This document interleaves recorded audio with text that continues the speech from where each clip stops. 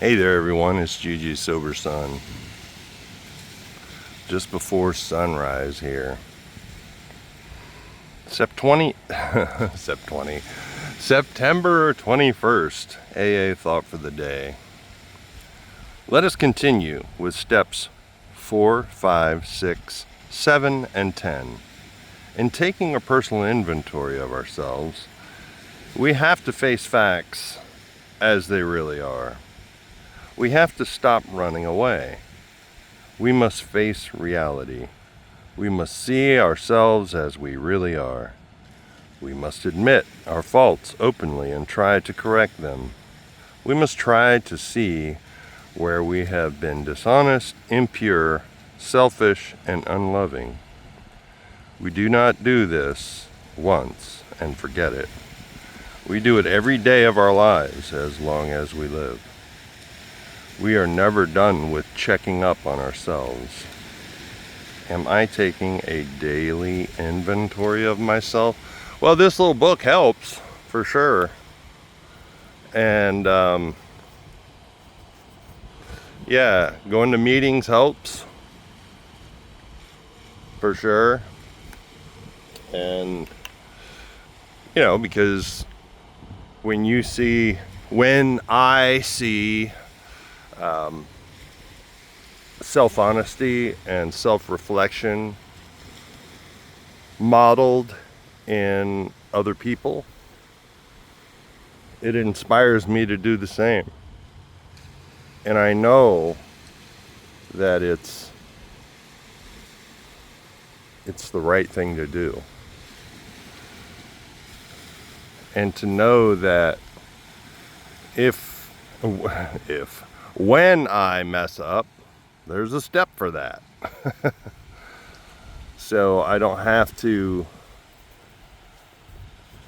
beat myself up for being human and making mistakes. I quoted this the other day, I'm sure. Julius Caesar. Was it Julius Caesar? Yeah, I believe so. The self-examined life is not worth living. I should say, the unexamined. Yeah, the unself-examined life is not worth living. It doesn't mean we have to be all self-conscious, and because that can be anxiety-provoking. But if we set aside time each day, either first thing in the morning, and I should say, first thing in the morning and in the evening, before we go to bed, we can check our guts, see if anything, or ask God to reveal anything that we need to take care of before we lay ourselves down to sleep. It's amazing, really, what that type of thing can produce. And me personally, I prefer not to do all that self-examination right as I lay down for sleep. I'd rather correct it as I go along during the day. And if I don't pick up on it that day, usually 2 or 3 days go by and something still keeps cropping up in my thoughts, then it's time for me to take care of it. Because I've learned that when I don't make direct amends for my wrongs, I tend to keep making the same mistakes because it's too easy to slough it off and just shrug it off and just say that it's not that big a deal. I'm making a big deal out of something, It's only a big deal if I make it a big deal, right? Like I was saying earlier. If I think I shouldn't make mistakes and I make a mistake, that's a big deal, right? If I know that I'm human and I'm going to make mistakes, it's not a big deal to go ahead and make direct amends. or restitution as necessary. So as I mentioned, if I do all that self-reflection right before I go to bed, it can tend to not be a good promoter of good sleep. So what I like to reflect on is the goodness of God right before bed. I like to reflect on gratitude, having gratitude for a good day well lived. And there's psychological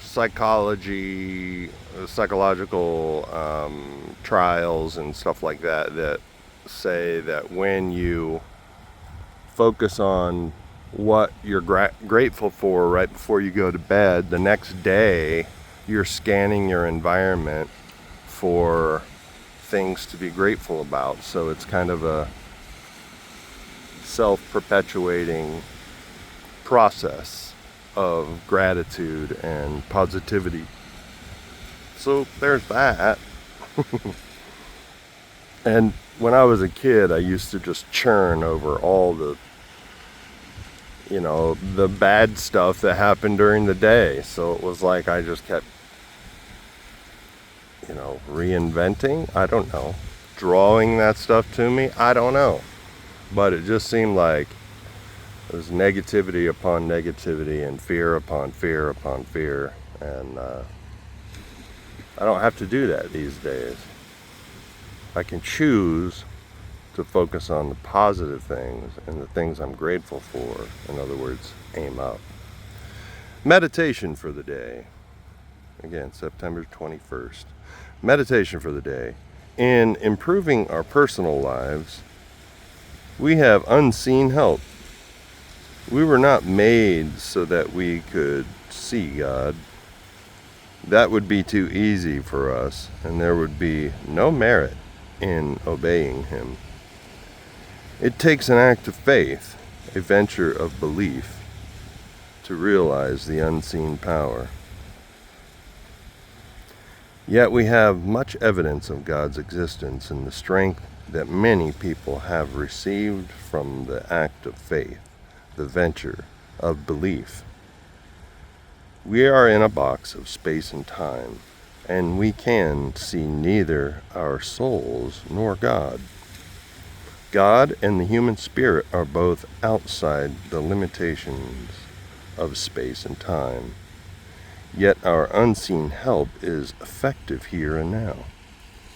That has been proved in thousands of changed lives. Yeah, I mean, that is so good because perhaps the angels are able to see God, and that's why they say not angels are jealous of us, but I can't remember the terminology, but it's like we can't see, and yet some of us choose to have faith, and I think the biblical description is like they marvel that we choose when we can't see, right? So that's faith. And there's times when I'm sitting in a meeting, and I probably shared this before, there's times when but sometimes things are bear repeating, and I don't care how many times, because it's good stuff, and I need to remember it as much as anybody. That I'm sitting in a meeting, and it may be a meeting, that I go to several times a week, and I'm sitting there and I'm like kind of bored. It's too easy to look at my phone, and because sometimes I miss work orders, that money making opportunities while I'm sitting in a meeting. So it's real tempting to keep checking my email throughout a meeting. But I could be sitting there in a meeting kind of bored, and kind of not wondering, but just kind of bored. And then I look around and I think, we're all freaking miracles sitting here. Even the guy that's got a judge's nudge, you know what I mean, to be there, to got to get a sheet signed and stuff like that. The fact that he's sitting in an AA meeting, you know, is a miracle. Is a miracle opportunity for sure. And just to see, like my buddy Paul, who, you know, he was a disabled veteran, homeless, addicted, living in the woods, and now he's married with a little girl, you know. I get to see miracles so often. And it's not just onesie twosies. Every alcoholic who's not drinking is a miracle. And so, and I'm not overstating that either. And you know, that in and of itself is a reason for deep gratitude. Oh, here comes the sun. Yay! Talk long enough and the sun will come up, and if I keep talking, the sun will eventually go down. Prayer for the day. I pray that I may make the great venture of belief. I pray that my vision may not be blocked by intellectual pride. Oh, wow. You know, I'm starting to see, now that I've pretty much gone through this entire book of daily thoughts and meditations again. I mentioned within my first year or two, I'd gone through it, and then going through it later, it seemed like it was a lot more religious than I remembered it being the first year. Because initially, you know, when I came into AA, I had some prejudices, I thought, about God and spirituality. But what I had a prejudice against was religion and hypocrisy, you know, people who were wagging their finger at other people and telling them they need to behave. And really, I knew there was a power source that I wasn't getting, that I was unable to tap into. And I thought I had to be like those people in order to access it. And even after a year and a half or so of sobriety, when I started going back to church, started re-exploring the faith of my childhood, I still thought I had to access that connection through my religion, the religion of my youth. And only recently have I realized that, man, all those times when I thought I was trying to enlarge my spiritual life, I was just changing the group of people that I wanted to like me.